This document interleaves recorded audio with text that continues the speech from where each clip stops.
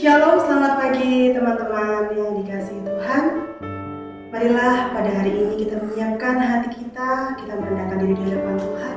Kita akan mengambil saat teduh sejenak.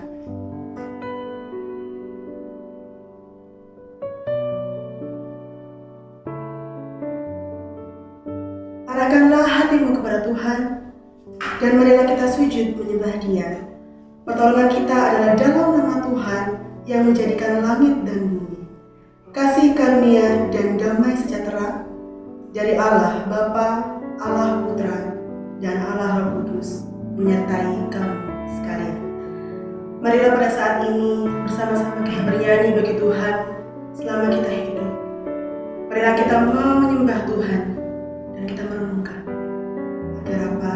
Agar Tuhan mengerti. Biarlah pujian kita manis kau dengar Tuhan. Mari kita siapkan hati kita akan memujikan manis kau dengar.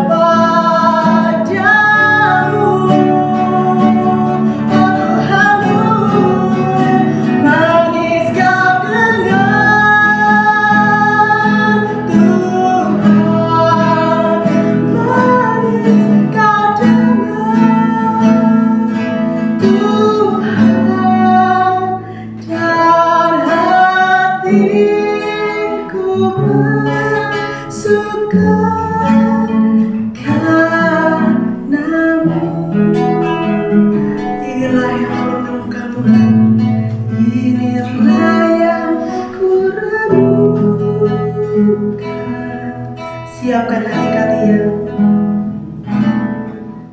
Waktu nyanyian pujian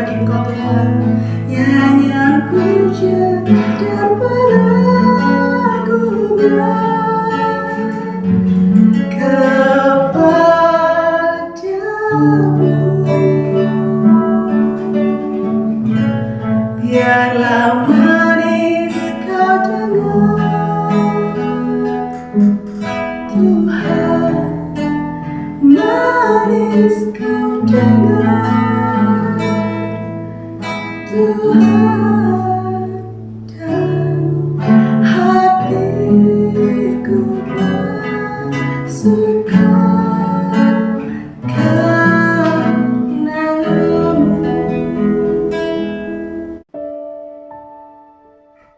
Ya Bapa, pada hari ini kami ingin menyembah Engkau ya Tuhan, agar segala pujian kami dapat manis Engkau dengar, dan kami mengucap syukur atas segala berkat Engkau sehingga saat ini kami dapat datang untuk beribadah, untuk menyembah dan meninggikan Engkau.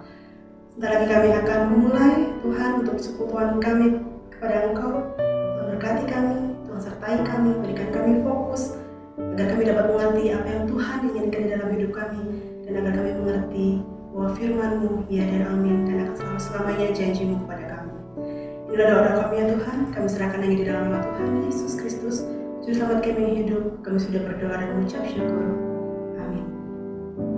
Nah, pembimbing kita dalam ibadah kita hari ini terambil dalam Filipi 3 ayat yang ke-10 yang berkata, "Yang kukehendaki ialah mengenal Dia dan kuasa kebangkitannya dan persekutuan dalam penderitaannya, di mana aku menjadi serupa dengan Dia dalam kematiannya." Sekarang telah tiba bagi kita untuk menyanyikan dan memuliakan serta memujikan keselamatan yang oleh karena Dia. Dan itu semua anugerah dari Tuhan. Oleh karena apa? Oleh karena darah anak domba. Oleh darah anak domba, oleh kesaksian kita,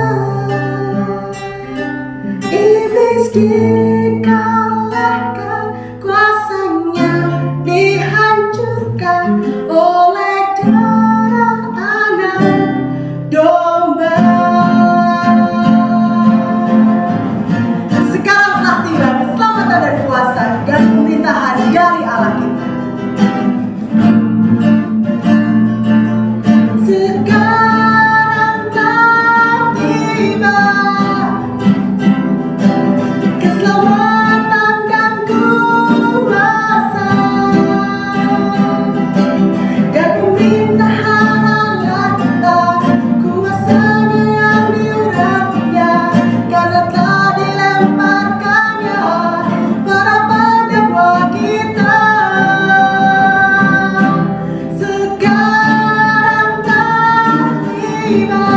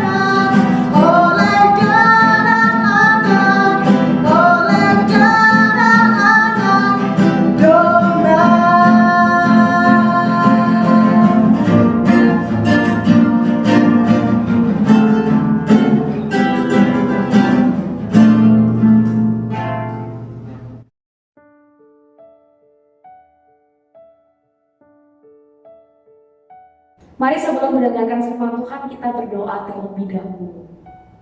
Tuhan, kami mempersiapkan hati kami untuk kami boleh diisi oleh kebenaran firman-Mu. Berbicara pada setiap kami ya Tuhan, kami siap diberkati oleh firman-Mu. Di dalam nama Tuhan Yesus Kristus kami berdoa. Amin. Firman Tuhan pada pagi hari ini terambil dari Filipi 3 ayat yang ke-10. Yang ku kehendaki ialah mengenal Dia dan kuasa kebangkitannya dan persekutuan dalam penderitaannya, di mana aku menjadi serupa dengan Dia dalam kematiannya. Dan saya mengajak teman-teman boleh melihat di dalam ayat yang keempat sampai ayat yang keenam. Di sini kita akan melihat akan latar belakang Paulus yang sebenarnya bisa membuat Paulus ini menjadi orang yang berbangga dengan latar belakangnya dan bisa membuat Paulus ini menjadi orang yang sombong. Kenapa? Kita lihat di situ bahwa Paulus disunat pada hari yang ke-8. Ini adalah sebuah kebanggaan sebagai orang Israel. Dan dikatakan di situ bahwa dia adalah orang Israel, kaum pilihan Allah, orang Ibrani asli, dan dia tahu tentang bagaimana dia taat kepada Taurat dengan sempurna. Teman-teman, Paulus bisa berbangga dengan latar belakangnya. Dia bisa berbangga dengan apa yang dia punya. Kita dapat melihat bahwa kehidupan Paulus itu sangat sempurna. Dan bukankah ini juga yang kita lihat di dalam kehidupan kita saat ini, teman-teman? Bagaimana orang-orang di sekitar atau bahkan diri kita sendiri membanggakan apa yang kita punya, apa yang kita miliki. Bangga dengan siapa orang tua kita. Ya mungkin orang tua kita adalah orang yang bergelar tinggi, orang yang kaya, orang yang terpandang. Kita bangga dengan asal-usul kita. Kita bangga dengan kekayaan, kepintaran, talenta yang kita punya. Bahkan kalau orang Kristen bisa saja dia berbangga pada pelayanannya. Tetapi di sini kita melihat bahwa Paulus itu sadar. Paulus kenal siapa Allah dan Paulus kenal siapa dirinya. Bisa dikatakan Paulus ini adalah orang yang tahu diri. Ketika Paulus mengenal Yesus yang adalah Allah yang menyelamatkan dia sadar akan siapa dirinya. Dia sadar bahwa semua itu tidak lagi patut untuk dia banggakan. Karena semua itu adalah pemberian Allah untuk dirinya. Bahkan dia sudah menemukan kebahagiaan dan sukacita terbesarnya, yaitu anugerah keselamatan dan juga pengenalan akan Kristus yang dia anggap itu sebagai satu hal yang paling mulia di antara semua yang ada. Teman-teman, mari kita sadar bahwa semua kesombongan manusia itu adalah sampah. Jangan lagi kita melihat kelebihan kita. Jangan lagi kita melihat apa yang kita punya dan apa yang kita miliki. Tetapi mari kita terus melihat kepada Tuhan dan mengenal akan Tuhan itu untuk mendapatkan kebahagiaan yang sejati. Adakah kerinduan hati kita pada saat ini untuk mengenal Allah lebih lagi dan lagi? Bagaimana ketika kita menantikan waktu saat teduh kita, teman-teman? Bagaimana hati kita ketika kita menantikan ibadah dan persekutuan-persekutuan yang ada? Kalau kita sudah mulai jenuh, bosan, dan mungkin ibadah dan persekutuan kita belakangan dilakukan secara online, kita merasa sudah mulai malas-malesan. Teman-teman, mari kita kembali semangat untuk mengenal Tuhan melalui firman-Nya. Karena hanya melalui firman kita tahu Allah dengan benar. Karena hanya dengan Alkitab, kebenaran yang mutlak dari orang Kristen, bukan kata orang, tetapi apa kata Tuhan melalui kebenaran firman Tuhan. Yang kedua adalah, teman-teman, kita juga harus mengenal akan kuasa kebangkitannya. Di dalam dunia ini, di dalam alam semesta ini, tidak ada kuasa lain yang lebih besar yang dapat mengalahkan kematian selain daripada Tuhan Yesus Kristus. Kematian Kristus adalah satu-satunya kematian yang mematikan kematian. Kristus mati bukan karena ia berdosa. Tidak, teman-teman. Tetapi dia menanggung beban dosa dan ia diberikan kuasa kemenangan untuk menghancurkan, untuk mengalahkan kematian yang membelenggu manusia. Kebangkitan Kristus merupakan penyelesaian dari masalah terbesar manusia di dunia ini, yakni kematian akibat dosa. Maka, tidak ada satu permasalahan apapun di dunia ini yang tidak dapat diselesaikan oleh Kristus. Sebab permasalahan yang terbesar dan yang terdahsyat di dalam dunia ini pun sudah diselesaikan oleh Kristus. Teman-teman, kita tahu Yesus punya kuasa yang luar biasa. Masalah yang terbesar di dunia ini dapat Dia selesaikan.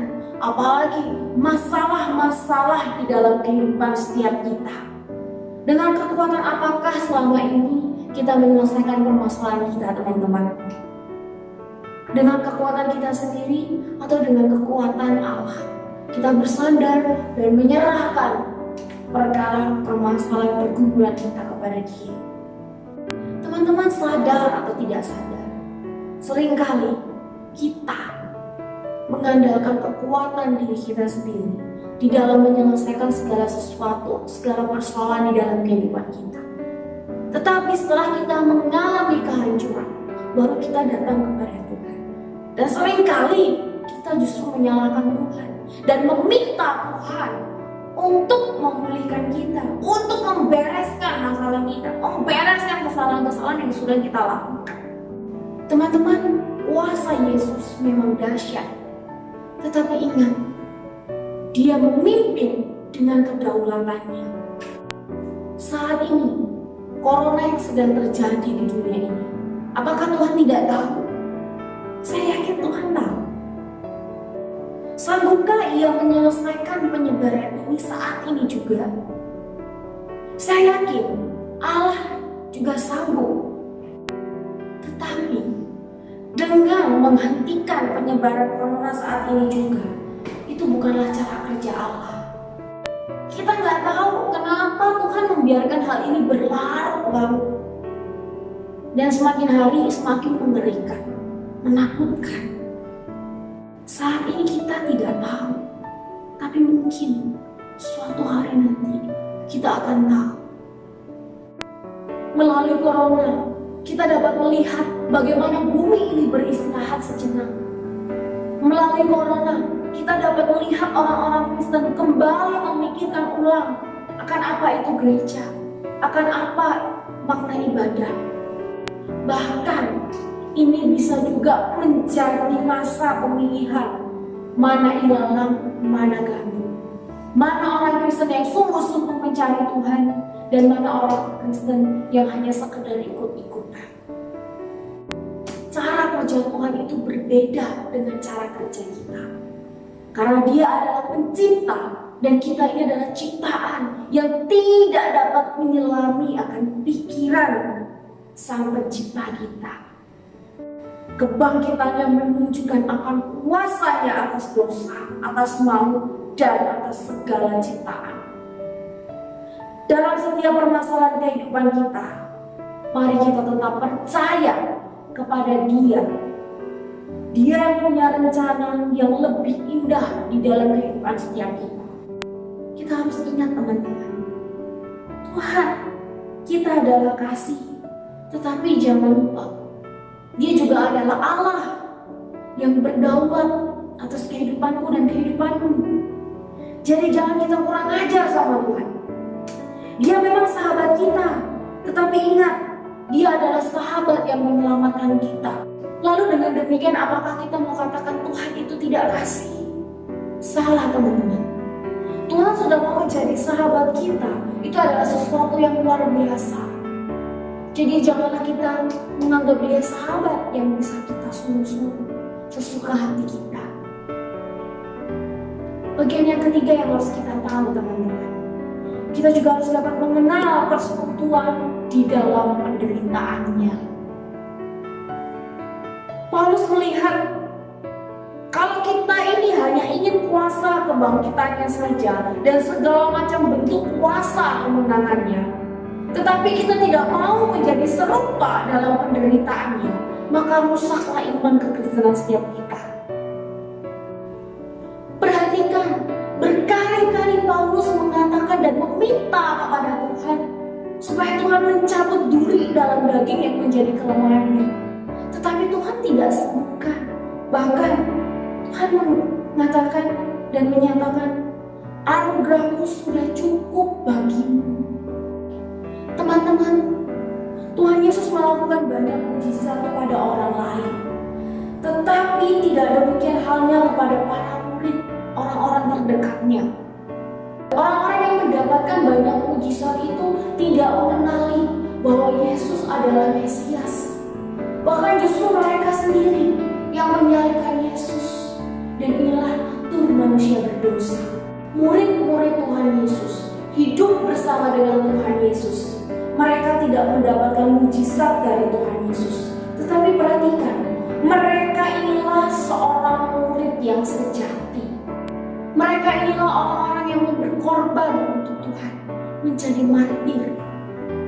Paulus menyadari bahwa untuk mengenal kuasa kebangkitannya, maka harus disertai dengan berani hidup bersama-sama dengan Kristus di dalam penderitaannya. Teman-teman ingat, Tuhan tidak pernah menjanjikan orang-orang yang menjadi pengikutnya, yang menjadi muridnya, akan selalu hidup enak, nikmat, nyaman, dan terhindar dari berbagai macam kesulitan. Tidak, teman-teman. Ingat, dunia ini semakin hari bukannya semakin baik. Dunia ini tidak bertambah baik, sebaliknya dunia semakin hari semakin menuju pada kehancuran. Banyak tantangan dan kesulitan yang harus kita hadapi di dalam kita mengikut Tuhan. Namun di tengah segala kesulitan yang kita hadapi di dalam dunia ini, ingatlah janji Tuhan yang akan terus memberikan kekuatan. Kuasa kebangkitannya akan terus menyertai setiap kita, sehingga kita dapat terus berjalan di tengah dunia ini. Lihat kehidupan Paulus ketika dia pertama kali datang ke Filipi. Dia tidak mendapatkan perlakuan yang baik, dan sebaliknya ia diperlakukan dengan sangat buruk. Bahkan ia langsung dipenjarakan. Namun di dalam penderitaannya ini, ia tidak mundur, tetapi ia terus memuji Tuhan. Teman-teman, melalui momen Paskah pada hari ini, mari kita terus semangat di dalam mengenal Tuhan melalui Alkitab, melalui firman Tuhan, dan percaya akan rancangannya di dalam setiap kehidupan kita. Mari kita tetap setia mengikut Tuhan, walaupun kita harus memikul dan menyangkal diri. Kiranya firman Tuhan hari ini boleh menjadi kekuatan bagi setiap kita untuk terus dapat berjalan maju di dalam mengikut Tuhan. Mari kita tundukkan kepala, kita berdoa. Bapa kami yang bertata di dalam kerajaan surga, kami bersyukur hari ini kami boleh merayakan akan kebangkitan-Mu ya Tuhan. Dan biarlah iman kami mulai semakin bertumbuh dalam pengenalan akan Engkau. Tolonglah setiap kami ya Tuhan, mampukan setiap kami untuk boleh terus berjalan di dalam pimpinan-Mu. Ini doa kami di dalam satu nama Tuhan Yesus Kristus, Sang Juru Selamat kami, satu-satunya kami telah berdoa. Amin. Biarlah firman tadi mengajarkan kita bahwa kita rela untuk mengalami ketidaknyamanan demi kehendak Tuhan di hidup kita. Dan teman-teman ingat bahwa kematian Yesus tidak ada gunanya jika Ia tidak bangkit. Maka dari itu marilah hari ini, saat ini kita merayakan kebangkitan Yesus, karena Dia bangkit dan hidup selamanya bagi kita. Rayakan Yesus, rayakan.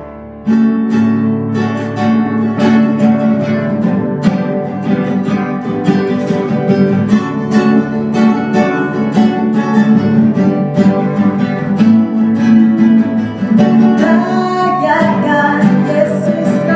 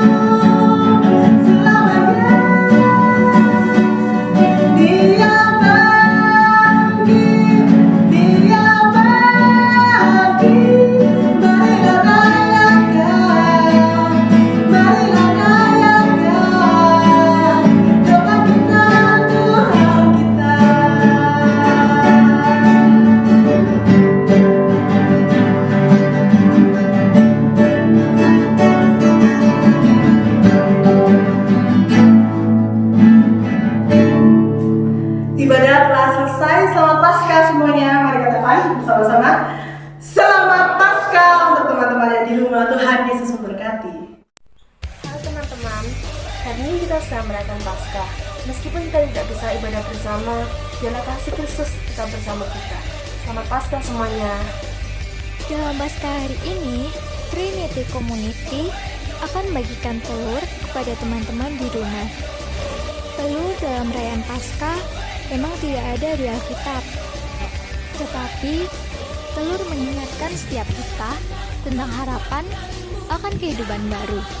Kehidupan baru yang dilahirkan oleh Kristus dalam kematian dan kebangkitannya. Kehidupan baru dari kematian karena dosa menjadi kehidupan yang penuh pengharapan kekal dalam Kristus. Selamat Paskah, Tuhan Yesus memberkati. Selamat Paskah.